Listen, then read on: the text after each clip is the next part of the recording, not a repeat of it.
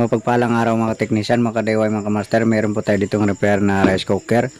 Ito po ay Eureka, ang kanyang brand. So sabi ng may-ari ay hindi daw ito nagwa-warm.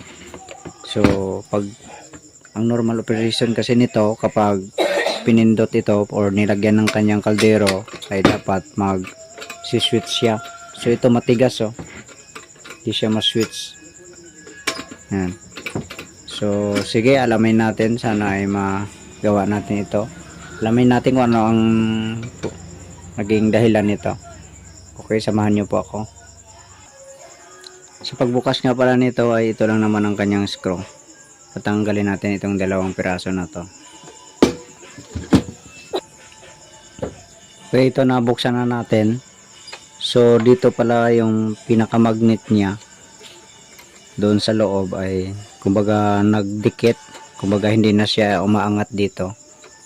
So hinila natin ito, tapos umangat siya. Ayan, umangat na siya.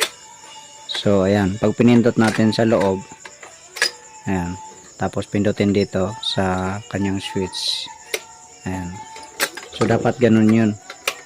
So ang gagawin natin dito, tanggalin muna natin ito, tapos linisan natin sa loob kasi maaring kinalawang yun. So tanggalin natin ito. Bale, lock lang naman to, 3 piraso, tapos isa dito sa gitna. Tanggalin ko muna. Ito po, natanggal na natin siya. So dito pa lang ay may kalawang na.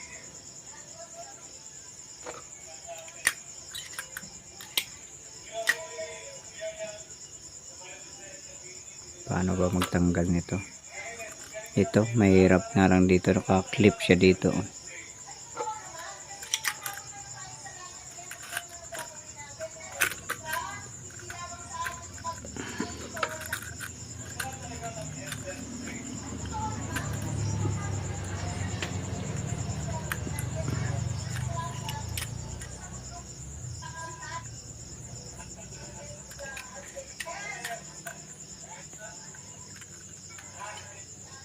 Ito, tanggalin ko muna itong sa gitna para baka pwede natin maitagilid yung nasa loob. Ito, natanggal na natin. So ayan, medyo madumi nga siya. So dumikit na siya doon. Ito, may spring pa pala siya sa loob. Bali, ang ginawa ko na lang dito, hinati ko na lang yung 3 portion na to. Hinati ko na lang, tapos pinapantay. Ayan. So iliha lang natin itong ano na to, magnet nya, para maging malinis at para maganda ang kanyang ano, pagdikit. So linisan ko lang muna to, iliha natin. Ito, na linisan na natin. Yan, pati yung loob na linisan na natin. So ibabalik na natin to.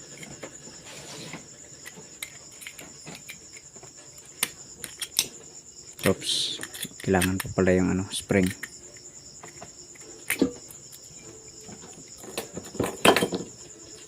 Ito yung kanyang spring sa loob.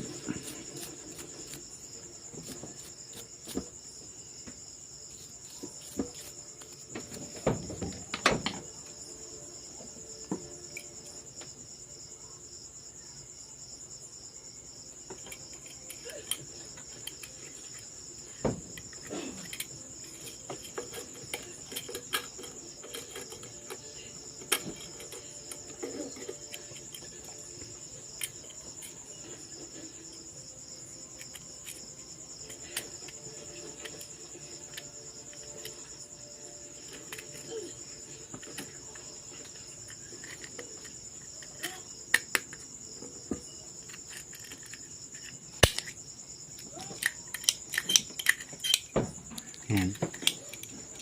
So ganyan lang. Tapos ito, ibalik natin ito.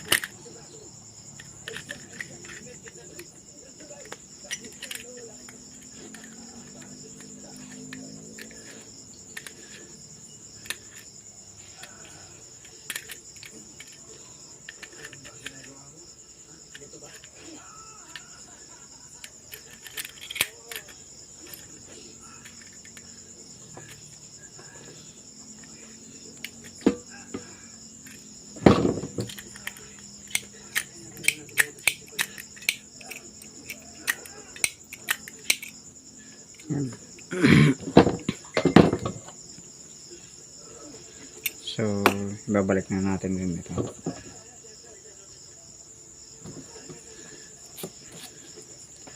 Iliha ko lang to. Ito, tapos na nating maliha. Bali, dito lang to naka pasok sa ano. Yan.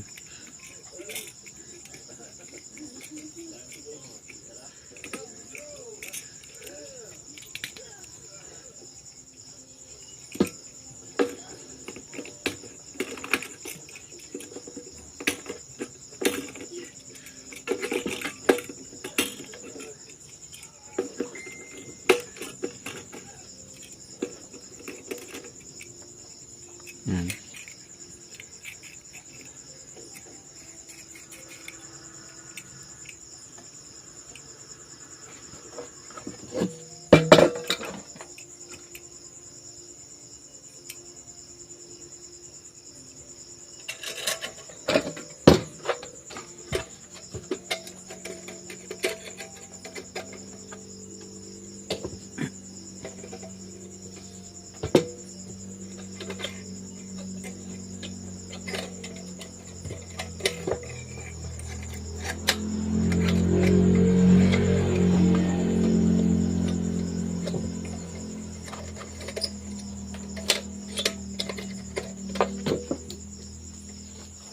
Ilap muna natin.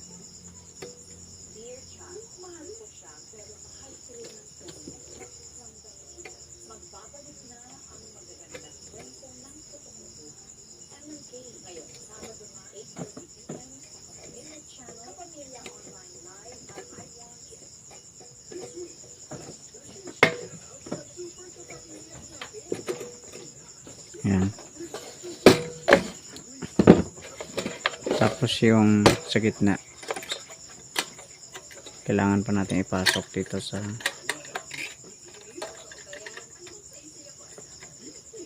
switch niya.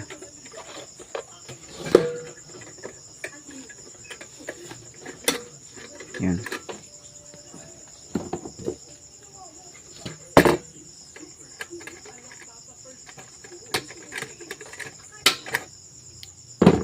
Yan.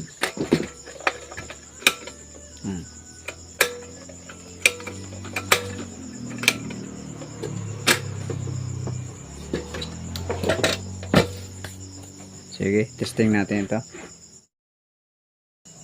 Ito, testing na natin. So, ito nakabit na natin yung cord. Saksak natin. Ayun. So, naka-warm na siya. Pindutin natin yung sa gitna. I-diin natin pababa. Ayan. Tapos i-switch natin. Ayun. Bitawan natin. Ayun. So, okay na siya. Ayan. Ayan. So, minute na. Okay. So, tapos na po. So, okay. Sige. Hanggang dito na lang video natin. God bless po sa inyong lahat.